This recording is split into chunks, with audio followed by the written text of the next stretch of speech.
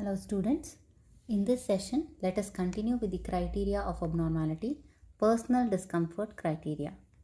Let's move on to the learning objectives.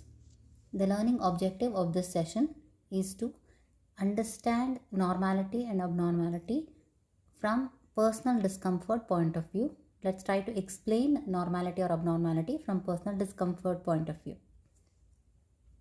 Let's move to the session outcome.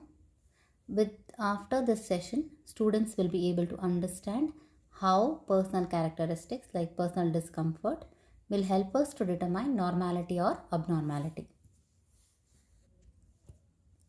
So far in Unit 1 Abnormal Psychology, we have discussed meaning and definition of abnormality. Then we started off with the criteria of abnormality, in which in the previous two sessions we have discussed in detail statistical criteria of abnormality and social criteria of abnormality. Now in this session, let us start off with personal discomfort criteria of abnormality. This is the third important criteria of abnormality. According to this criteria, if a person is not able to cope with the demands of everyday living, then their behavior is said to be abnormal. If they are not able to perform all those behaviors that are necessary for their day-to-day living, then they are suffering from some kind of a mental ailment or psychological disorder. Some of the tasks of everyday living could be self-help, self-care, interacting meaningfully with others, taking up a productive job, trying to understand what is being told to them, etc.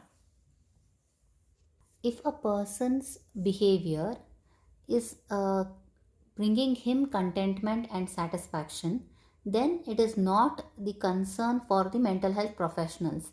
It means that if a person is happy, satisfied, and fine with their life, then according to personal discomfort criteria, their behavior is very much normal and it is not a sign of any kind of psychological disturbance. But if the thought or behavior causes significant distress to the person himself, to the individual himself, it is very disturbing, then it is abnormal and then definitely it requires the help of mental health professionals. This approach is considered to be quite a liberal approach, wherein person himself decides normality or abnormality instead of any societal standards. It is very much subjective. If the person feels that he is normal, then he is. If he feels it is very distressing, disturbing, and he needs help, then it is considered as a sign of abnormality which requires help. Rosenman and Seligman have listed out a few characteristics of people who fail to function adequately. Okay, some of those characteristics are: first one is suffering.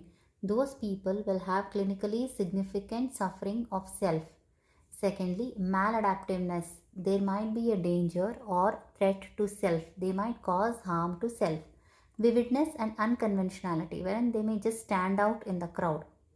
Fourth one, their behavior will be unpredictable and also reflects loss of control. They may not have adequate control over self or their behavior.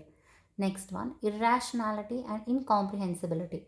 Their behavior may be very much irrational. It may be unreasonable to others also. Next point, causes observer discomfort. Other people who are around this individual may experience discomfort because of this person's behavior. Okay. Last one, they may violate the moral and social standards. They may go against the standards set by the society. Let's now just move on to the advantages or merits of personal discomfort criteria. The first advantage is that this criteria has adapted a very liberal approach. Here, the person himself decides whether their behavior is normal or abnormal instead of a diagnostician or society deciding it for them. Secondly, this approach also is very useful in diagnosing less severe kinds of psychological disturbances or psychological disorders. Thirdly, many people visit a clinician or diagnostician not because other people feel that their behavior is odd or abnormal, rather for the reason that they themselves are unhappy and distressed with their condition. Now let's just move on to certain limitations of personal discomfort criteria. As stated earlier, personal discomfort criteria is very subjective. There is no particular or specific standard to evaluate normality or abnormality.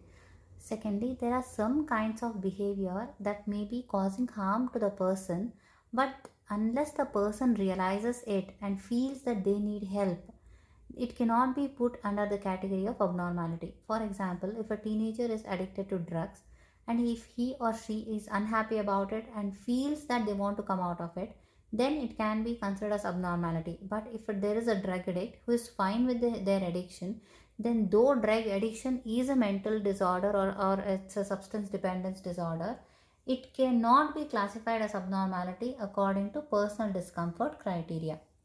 Third limitation would be there are certain cases or certain instances, for example, delusions that some outside alien force is putting in evil thoughts into a person's brain.